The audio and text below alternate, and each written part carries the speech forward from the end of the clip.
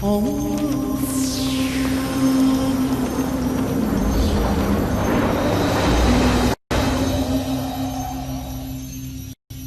أن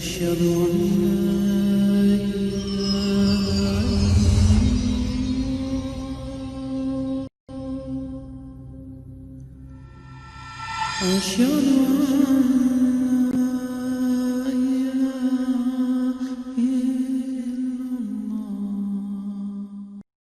السلام علیکم ورحمۃ اللہ وبرکاتہ۔ محترم ناظرین، نماز کے اوپر ہماری گفتگو جاری ہے۔ پچھلے پروگرام کی طرح اس دفعہ بھی ہمارے اسٹوڈیو میں موجود ہیں جناب شیخ الحدیث ارشاد الحق عصری صاحب۔ السلام علیکم ورحمۃ اللہ جناب، آپ کی آمد کا شکریہ۔ وعلیکم السلام ورحمۃ اللہ وبرکاتہ۔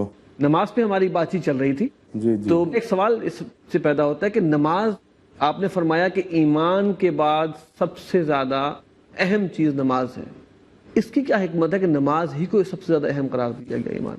آپ دیکھیں، جیسے میں نے عرض کیا ہے کہ نماز مسلمان پر پہلا فریضہ ہے، پہلا حکم ہے، جو بلوغت سے لے کے وفات تک بیمار ہو، تندرست ہو، کام میں مصروف ہو، فارغ ہو، مرد ہو، عورت ہو، سوائے چند معروضات کے جو عورت کو پیش آتی ہیں، باقی ہر زندگی بیمار بھی ہو تو نماز بہر صورت پڑھنی۔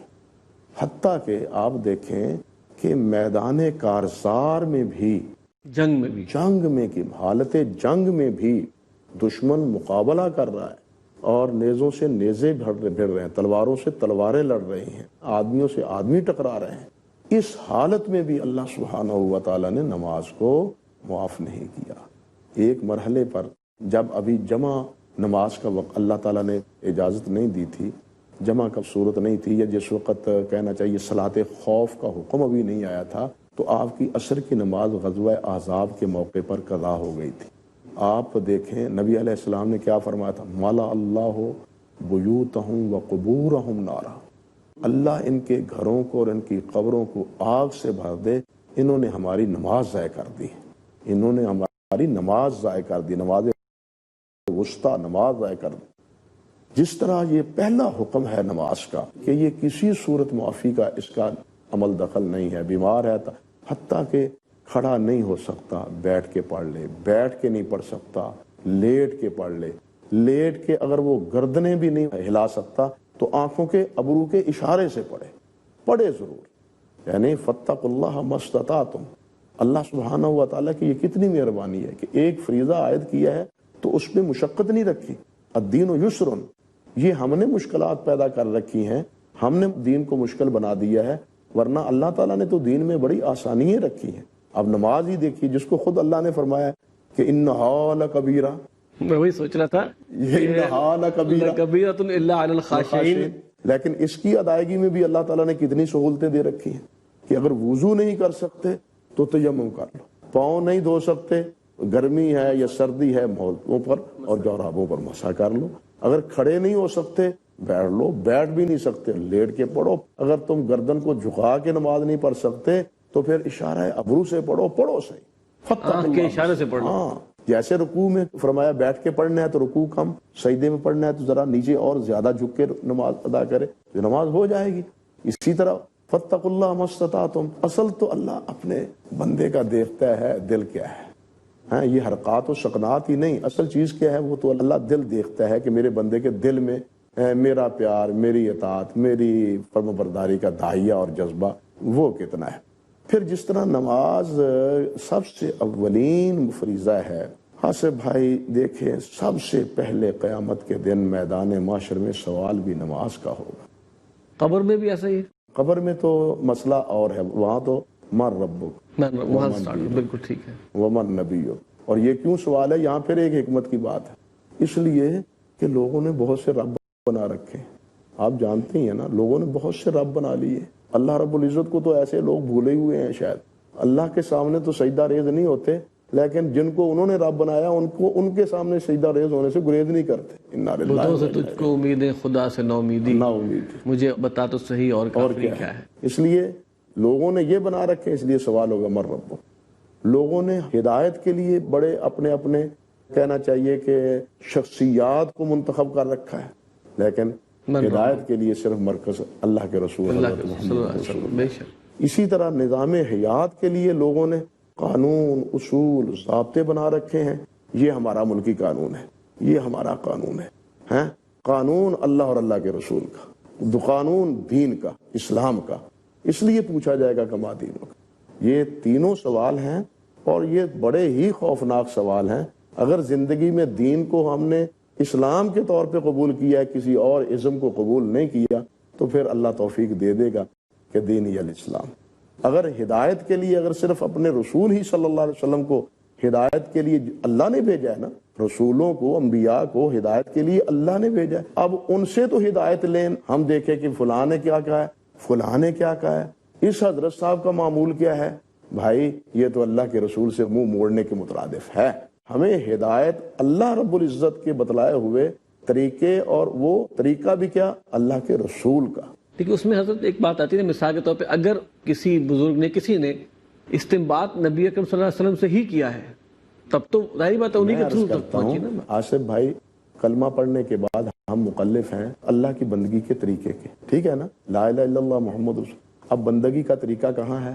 وہ اللہ کے رسول سے۔ بے شک میں آپ سے پوچھتا ہوں حضرت نماز کس طرح پڑھنی ہے، تو آپ کہیں اللہ کے رسول کا طریقہ یہ، صلو کما رأیتمونی صلی، اللہ کے رسول کا طریقہ یہ۔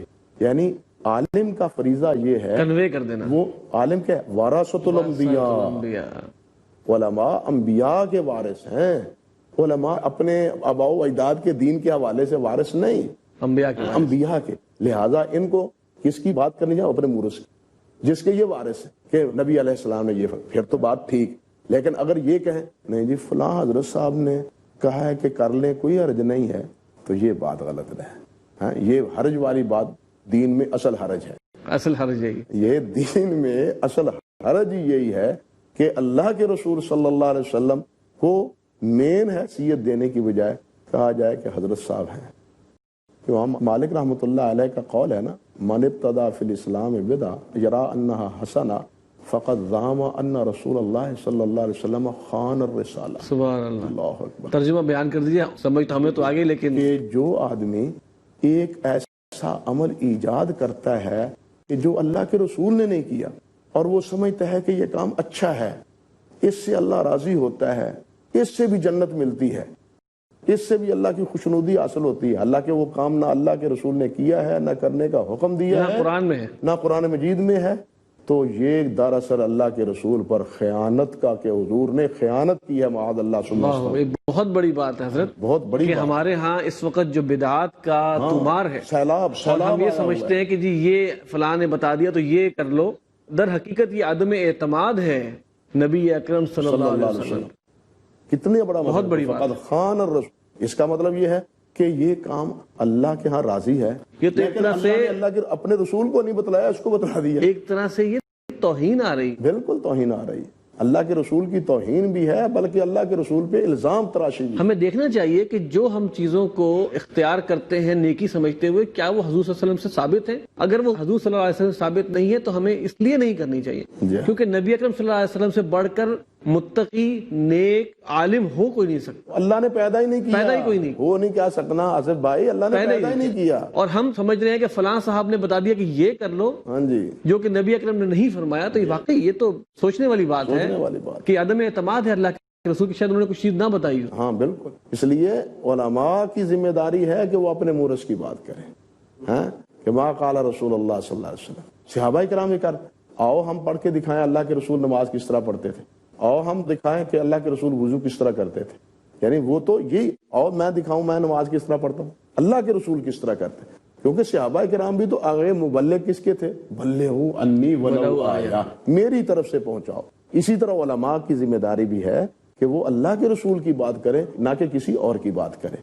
اچھا حضرت، میدان حشر میں آپ وہ میں عرض کر رہا تھا کہ میدان محشر میں سب سے پہلا سوال یہی نماز ہوگا۔ حدیث میں آتا ہے اللہ پوچھیں گے اپنے بندے سے، میں نے 5 نمازیں فرض کی تھی، نمازیں پڑھتے رہے، 5 نمازیں اگر نہیں پڑھی، کوئی نماز رہ گئی ہے، اگر نفلی نماز ہے تو اس سے اس کا جبران کیا جائے گا، اگر نفلی کیا نماز کیا جائے گا؟ اس کا کمی کو زائل کیا جائے گا، اگر نفلی نماز پڑھی ہے تو۔ لیکن اگر نفلی ہے ہی نہیں، فرض پڑھ کے ہی جناب گھر کو چلے گئے اور نفلی نمازوں کا اہتمام ہی نہیں کیا، سنن کا نوافل کا اہتمام ہی نہیں کیا، تو پھر پورے کرنے کا تو تصور ہی کوئی نہیں ہے۔ تو نمازیں پوری نہیں ہیں تو پھر دوسرے سوال کی نوبت ہی نہیں آئے گی۔ یہی وجہ ہے، آپ دیکھیں یہی وجہ ہے قرآن مجید ہی میں اللہ سبحانہ و تعالیٰ نے یہ بات بھی ارشاد فرمائی ہے کہ جہنمی سے جب یہ پوچھا جائے گا قالوا لم نکن من قالوا لم نکن من المصلین، تمہیں کیا ہو گیا ہے، تم کیوں ایسے پڑے ہو، تو کیا کہیں گے کہ ہم نماز ہی نہ نماز تھے۔ نہیں پڑھتے تھے، یعنی وہ بھی اپنے جرم کا پہلا اعتراف یہ کریں گے کہ ہم نماز نہیں پڑھتے تھے۔ اس سے ہمیں سبق سیکھنا چاہیے کہ پہلا فریضہ بھی یہی، قیامت کے دن پہلا سوال بھی یہی، اور جہنمیوں سے پوچھا جائے گا تو وہ پہلا جواب بھی یہی، پہلا قصور بھی اپنا ہی پہلا بتایا۔ قصور بھی یہی تسلیم کریں گے کہ ہمارا قصور یہ ہے کہ ہم نماز نہیں پڑھتے تھے۔ باقی احادیث مبارکہ تو بہت ہیں اس بارے میں، علامہ منذری رحمۃ اللہ علیہ نے ترغیب و ترہیب میں ان تمام احادیث مبارکہ کو جمع کیا ہے۔ معروف روایت ہے، رسول اللہ صلی اللہ علیہ وسلم نے فرمایا بنی الاسلام علی خمس، شہادت، اسلام کی بنیاد 5 چیزوں پر ہے۔ جس طرح کسی عمارت کو کھڑا کرنا ہو تو وہ 4 دیواروں کے علاوہ نہیں قائم ہو سکتی، اسی طرح اسلام کی عمارت جو ہے وہ 5 بنیادوں کے علاوہ نہیں قائم ہو سکتی، اور وہ 5 بنیادیں سب سے پہلا کلمہ ہے، دوسرا نماز ہے، پھر زکوٰۃ ہے، پھر روزے ہیں، اور پھر کیا ہے، حج ہے۔ من استطاع الیہ سبیلا، جو صاحب استطاعت ہے وہ حج بھی کرے۔ تو یہ 5 بنیادی مسئلے ہیں، اور بلکہ ایک حدیث میں آتا ہے کہ نبی علیہ الصلوۃ والسلام نے فرمایا کہ جو آدمی موحد ہے، یعنی شرک نہیں کرتا اور نماز ادا کرتا ہے، تو اللہ ذوالجلال اس آدمی کو معاف کریں گے۔ ماشاءاللہ، یعنی اب پھر دیکھیے نا، زکوٰۃ کے لیے تو پیسہ چاہیے نا، بالکل بالکل، اور روزے کے لیے تو مہینہ رمضان کا آئے گا، اگر پہلے ہی مر گیا تو رمضان کیا رکھے گا، روزے کیا رکھے گا، اور اگر حج وہ بھی تو تب ہے جب استطاعت ہوگی، لیکن نماز وہ تو سب سے پہلی بات ہے۔ یوں سمجھیے کہ جس وقت صبح فوج کی حاضری کے لیے وسل لگایا جاتا ہے، اور اگر وہ فوج اس حاضری میں فوجی حاضر نہ ہو تو کورٹ مارشل ہوتا ہے یا نہیں ہوتا؟ بالکل آپ بتلائیں اس کا کورٹ مارشل۔ وسل نہیں سنا تم نے؟ یہ حی علی الصلاح حی علی الفلاح گویا اللہ کی طرف صلاۃ سے خیر من النوم، صلاۃ خیر من، ایک وسل ہے اللہ رب العزت کی طرف حضرت سے۔ بریک کا وقت ہے، یہ گویا کہ ایک کہنا چاہیے، معذرت کے ساتھ آپ کی بات کاٹتے ہوئے، وقت تو ختم ہو گیا، یہ بات تو مکمل کر لینے دیں کہ فوجی کا کورٹ مارشل ہوگا جو وسل سنتے ہوئے حاضری نہیں لگوائے گا کہ میں حاضر ہوں جی۔ اسی طرح مسلمان ہونے کے لیے نماز ایک حاضری، مسلمان ہونے کا ثبوت ہے کہ میں مسلمان ہوں جی، اللہ میاں حاضر ہو گیا، آپ نے بلایا لبیک، میں حاضر ہو گیا۔ گفتگو بہت دلچسپ ہے، ہمارے ساتھ رہیے گا، حاضر ہوتے ہیں وقفے کے بعد۔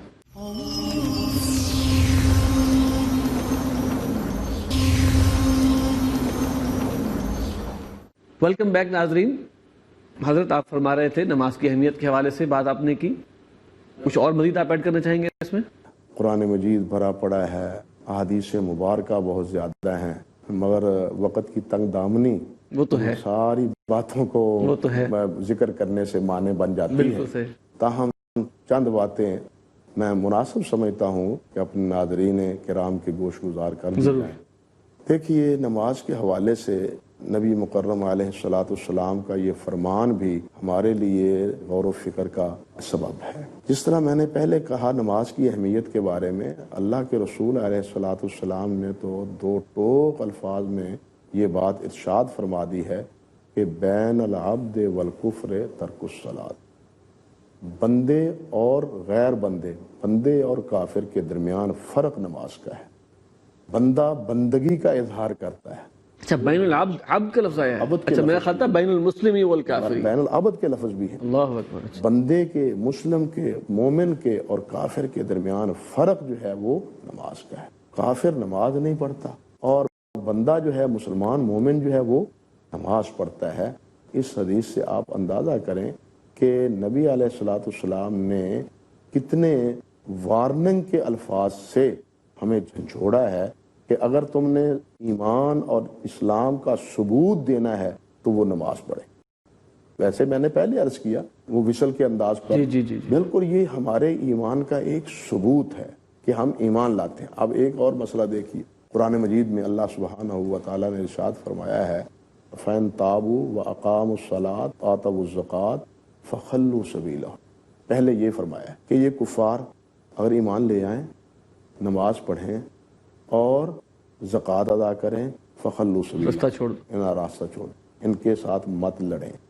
حدیث میں بھی آتا ہے، نبی علیہ الصلوۃ والسلام نے فرمایا کہ جو آدمی کلمہ پڑھتا ہے، کلمہ پڑھنے کے بعد نماز ادا کرتا ہے اور پھر میں اس کے لیے لڑائی کا اعلان نہیں کرتا، اس کا حساب اللہ کے ذمہ. ظاہری طور پر تو مسلمان ہو گیا مسلمان نا، ہو. ظاہراً تو ہو گیا مسلمان. بلکہ حدیث میں آتا ہے، صحیح مسلم میں ہے، کہ صحابہ کرام کو تاکید بھی تھی اور خود نبی علیہ الصلوۃ والسلام کا معمول بھی تھا کہ جب کسی بستی پر یورش کرنا ہوتی تھی تو وہ رات کو نہیں کرتے تھے، صبح کے وقت انتظار کرتے تھے کہ بستی سے اذان کی آواز سنائی دیتی ہے. اگر بستی سے اذان کی سنائی دیتی ہے آواز تو یہ ثبوت ہے کہ یہاں مسلمان ہیں. اگر آواز اذان کی سنائی نہیں دیتی تو مطلب یہ ہے کہ یہاں مسلمان نہیں ہیں. تو جب اذان کی آواز سنائی نہیں دیتی تھی پھر آپ فرماتے تھے کہ حملہ کرو. یہ حکم تھا اس وقت. اسی طرح آپ دیکھیں اسی کے بعد ایک اور آیت بھی ہے جس میں اللہ سبحانہ و تعالیٰ نے فرمایا فَإِن تَابُوا وَأَقَامُوا الصَّلَاةَ وَآتَوُا الزَّكَاةَ فَإِخْوَانُكُمْ، یہ پھر ہیں تمہارے دین کے بھائی. إِنَّمَا الْمُؤْمِنُونَ إِخْوَةٌ، ہم سب کو، یہ بھی میرا دینی بھائی، یہ بھی میرا دینی بھائی. ہمارے ہاں ایک اصطلاح چلتی ہے پاکستان میں، آپ تو جانتے ہیں، یہ کیا ہے جی، دین پسند ہے. دین پسند، اچھا اچھا. ہاں، دین پسند جماعتیں اکٹھی ہو جائیں. ہاں، جب الیکشن آتا ہے نا تو اس وقت یہ اصطلاح بڑی عام ہوتی، وہ جی دین پسند جماعتیں اکٹھی ہو جائیں. وہ اللہ کے بندو، اللہ دین پسند کی بات نہیں کرتا، دین پابند کی بات کرتا ہے. بالکل صحیح، بالکل صحیح. دین پسندی کی بات آپ جانتے نہیں کہ سردار ابو طالب دین کو پسند نہیں کرتا تھا. نبی علیہ السلام کے کتنا جناب ثنا خوانی کرتے تھے، نعت گوئی کتنی کی ہے. سب سے پہلے میں تو کہا کرتا ہوں کہ نعت ہی ابو طالب نے نبی علیہ السلام کی. نبی صلی اللہ علیہ وسلم کا قصیدہ ان کا لامیہ پڑھ کے دیکھیں، ابن شام نے ذکر کیا ہے، نبی علیہ السلام کی بڑی تعریف کی ہے اس نے، اور کفار کو کہا ہے کہ جناب محمد تک تمہارے ہاتھ نہیں پہنچنے دوں گا صلی اللہ علیہ وسلم، میں سب کچھ قربان کر دوں گا لیکن محمد پہ آنچ نہیں آنے دوں گا صلی اللہ علیہ وسلم. اور یہ کر کے بھی انہوں نے دکھایا. تو خیر کہنے کا مقصد یہ تھا کہ اللہ سبحانہ و تعالیٰ نے فرمایا فَإِخْوَانُكُمْ فِي الدِّينِ، تمہارے دین کے تب یہ بھائی ہیں. کب؟ جب وہ کلمہ پڑھ لیں، نماز ادا کریں اور زکوٰۃ دیں. یہ جو قرآن مجید میں بھی آتا ہے انما المؤمنون اخوہ، مومن آپس میں بھائی ہیں. تو یہ مومن یہی مراد، یہ نہیں کہ سارے دین پسندی ہیں. دین پسندی اور بات ہے، اصل دین پابندی کی بات. دین کی پابندی ہو، سچی بات تو یہی ہے کہ ہمارے ملک میں پاکستان میں تو یہ دین پسندی ہی مار گئی. ویسے تو یہ بالعموم اگر ہم بر صغیر پاک و ہند کی بات کریں، دین پسندی ہی نے ہمیں شاید خراب کیا ہے. ہاں، خراب کیا. اصل میں ضرورت دین پابندی کی ہے. دین پابندی. اچھا حضرت، اب میری وہ بات جو شروع میں تھی ایک کہ بات قطع کلامی معاف، جی آپ دیکھیں کہ اللہ سبحانہ و تعالیٰ نے نبی علیہ الصلوۃ والسلام جس وقت مدینہ طیبہ تشریف لائے، آپ نے 16 ماہ تک تقریباً بیت المقدس کی طرف منہ کر کے نماز پڑھی، اور اس کے بعد حکم اللہ تعالیٰ نے فرما دیا کہ بیت اللہ کی طرف منہ کر کے نماز پڑھو. اب وہاں ایک سوال اٹھا کہ یہ جو پہلے مسلمان اس عرصے کے درمیان بیت المقدس کی طرف منہ کر کے نماز پڑھتے رہے ہیں، ان کا کیا بنا؟ حضرت عبداللہ بن عباس سے یہ قول ایک مروی ہے کہ 10 صحابی تھے جو اس عرصے میں فوت ہو گئے تھے. ٹھیک ہے. یہ ایک سوال اٹھا کہ وہ نماز پڑھتے. اللہ تعالیٰ نے وہاں ایک بات ارشاد فرمائی کہ اللہ تمہارے ایمان کو ضائع نہیں کرے گا. سامعین اور ناظرین کرام کو غور کرنا چاہیے، یہاں نماز کو اللہ نے ایمان قرار دیا ہے کہ انہوں نے نمازیں بیت المقدس کی طرف منہ کر کے پڑھی ہیں تو اللہ ان کو ضائع نہیں کرے گا. یہاں ایمان کا اطلاق کس پر ہوا ہے؟ نماز پر اطلاق ہوا ہے، ایمان. اور امام بخاری رحمۃ اللہ علیہ نے کتاب الایمان میں یہ بات ذکر کی ہے، الصلاۃ من الایمان، باب الصلاۃ من الایمان، کہ یہ باب انہوں نے باندھا ہے باقاعدہ. اور یہی قرآن مجید کی آیت جو ہے نا کوٹ کی ہے انہوں نے کہ نماز جو ہے وہ ایمان میں شامل ہے. تو ان احادیث مبارکہ سے اور قرآن مجید کی ان آیات سے، بلکہ آج ہم حضرت شیخ عبد القادر جیلانی رحمۃ اللہ علیہ بڑے بزرگ تھے، آپ جانتے ہیں، لوگ بھی جانتے ہیں سب، بلکہ لوگ تو ان کو نام سے کم جانتے ہیں، وہ بڑی 11ویں والے پیر سے زیادہ جانتے ہیں. آپ کو پتا ہے نا 11ویں والا پیر جانتے ہیں آپ؟ 11ویں والا پیر جانتے ہیں آصف بھائی؟ اس نام سے زیادہ جانتے ہیں. اگر پوچھ لیا جائے نا کہ 11ویں والے پیر کون ہے تو نام بھی پتا نہیں ہوگا. یہ عقیدت مندوں کا حال ہے. عقیدت ہے ان سے، ان کے ہر مہینے کی 11ویں بھی دیتے ہیں، نام سے واقف نہیں ہے. ہمارا حال تو یہ ہے۔ حضرت شیخ عبد القادر جیلانی رحمۃ اللہ علیہ، اللہ اکبر، اللہ کروڑا رحمت نازل فرمائے، آمین۔ انہوں نے تو اپنی کتاب میں جو لکھا ہے وہ بڑا ہی عجیب مسئلہ ہے۔ وہ کہتے ہیں اگر بے نماز فوت ہو جائے، بے نماز فوت ہو جائے، اسے مسلمانوں کے قبرستان میں دفن نہ کیا جائے، بے نماز فوت ہو جائے، اس کا مال مال فے ہے، کافر کے برابر ہے۔ ہاں، کافر کے برابر انہوں نے قرار دیا ہے۔ اب آپ ہی سوچ لیں کہ جن کے نام کی ہم یہ 11ویں دیتے ہیں اور 11ویں بھی دیں اور نمازیں بھی نہ پڑھیں، تو شیخ کو فتویٰ تو دیکھ لیں کم سے کم کہ شیخ فرما کیا گئے ہیں کہ ہم کو تو وہ دھکیل رہے ہیں غیر مسلموں کے قبرستان میں، ہمیں تو وہ پھینک رہے ہیں غیر مسلموں کی صف میں، اور ہم جناب خوش ہو رہے ہیں کہ 11ویں شریف دے کے ہم نے ان کی عقیدت کا حق ادا کر دیا۔ انا للہ و انا الیہ راجعون۔ کتنی بڑی بات اور کتنی عظیم بات انہوں نے کہی۔ اللہ اکبر۔ انہوں نے تو اپنے کتاب میں جو کچھ لکھا ہے اور اپنے خطبات میں جو کچھ ارشاد فرمایا ہے، عجیب بات انہوں نے ایک بات کہی۔ وہ کہتے ہیں یا ایھا الناس اسمعوا مقالتی، اسمعوا مقالتی، میری بات سنو، میری بات سنو، فإنی داعٍ الی اللہ لا ادعوکم الی نفسی، میں تمہیں اپنی طرف نہیں بلاتا، میں تمہیں اللہ کی طرف بلاتا ہوں، میں اللہ کی دعوت دیتا ہوں۔ اور ساتھ یہ کہتے ہیں کہ میں تو اس دعوت پہ اللہ کے اجر کا مستحق ہوں گا، تو مانو یا نہ مانو، قبول کرو یا نہ کرو، مجھے تو ثواب ملے گا کہ میں اللہ کی طرف دعوت دینے والا ہوں۔ اور آگے پھر ایک اور بات بڑی کہتے ہیں کہ مومن وہ ہے جو لوگوں کو اللہ کی دعوت دیتا ہے، اور جو اللہ کے علاوہ اپنی طرف یا کسی اور کی طرف دعوت دیتا ہے وہ منافق ہے۔ الفتح الربانی کے نام پہ ان کے خطبات کا مجموعہ چھپا ہے، اس میں انہوں نے یہ بات فرمائی۔ آپ اندازہ کریں کہ وہ کتنی صاف ستھری زندگی اور کتنا کہنا چاہیے کہ عقیدے کی اور عمل کی اور نبی علیہ الصلوۃ والسلام سے تعلق اور دین سے وابستگی کی گفتگی ہے، لیکن آج ہم محض ان کے نام پہ ایک عمل کر کے جس کا خود انہوں نے بھی حکم نہیں دیا، ہاں، جس کا خود انہوں نے بھی حکم نہیں دیا، اپنے آپ کو مطمئن کر کے کتنے بھولے بادشاہ بنے ہوئے ہیں۔ لیکن جس چیز کا وہ حکم دیتے ہیں کہ آؤ اللہ کی طرف، اللہ کی طرف آؤ، اللہ کے دروازے کی طرف آؤ، اللہ کی معرفت حاصل کرو، اللہ رب العزت کو پکارو، ہمیں اس کا کوئی فکر نہیں۔ یہ تو دیکھیے کہ نبی اکرم صلی اللہ علیہ وسلم کی ہم عشق دعوت تو کرتے ہیں، لیکن ان کے احکامات پر ہم کتنے عمل پیرا ہیں؟ یہی بات ہے، وہی بات وہاں پہ آ گئی، جو اگر ان کو بہت بڑا ہستی مانتے ہیں تو ان کی احکامات پر تو عمل نہیں کر رہے، عمل نہیں کر۔ اصل بات تو عمل کی ہے۔ حضرت ابراہیم علیہ السلام نے کیا فرمایا تھا؟ من تبعنی فإنہ منا، جو میری پیروی کرے وہ ہے میرا، وہ میرا ہے۔ اصل بات تو پیروی سے ہے، نام لینے سے نہیں ہے۔ نام تو ہر کوئی لے لیتا ہے، لیکن امتحان تو پیروی پہ ہوتا ہے۔ اللہ ہمیں آپ سرکار کی پیروی کی توفیق عطا فرمائے، اور جو آپ ہدایات دے کے گئے ہیں ان کی پابندی کی اللہ ہمیں توفیق عطا فرمائے۔ اصل دین تو یہی ہے، اصل بندگی یہ ہے، لیکن افسوس یہ ہے کہ ہم اس کو بھولے ہوئے ہیں۔ ہمارے ہاں ہر کام مقدم ہے، اگر نہیں ہے تو وہ نماز نہیں ہے، روزہ نہیں ہے۔ آپ دیکھیں گے ابھی رمضان مبارک آئے گا، کتنے لوگ ہیں روزہ رکھنے والے۔ جا چلیے آج کل تو جناب بر صغیر میں یا یہاں گرمی ہے، یورپ میں تو سردی ہوگی، ہے موسم ہی سرد رہتا ہے، لیکن سردیوں میں کتنے کے روزے رکھتے ہیں؟ کوئی نہیں رکھتا۔ جس نے رکھنا ہے وہ ہر حال میں رکھے ہر حال میں رکھتا، اور جس نے نہیں رکھنا وہ ہر حال میں نہیں رکھے گا۔ رکھتا۔ حضرت وقت ختم ہو گیا ہمارے پروگرام کا۔ ناظرین، اس وقت پروگرام کا وقت ختم ہوا ہے، آپ سے اجازت چاہتے ہیں۔ السلام علیکم ورحمۃ اللہ وبرکاتہ۔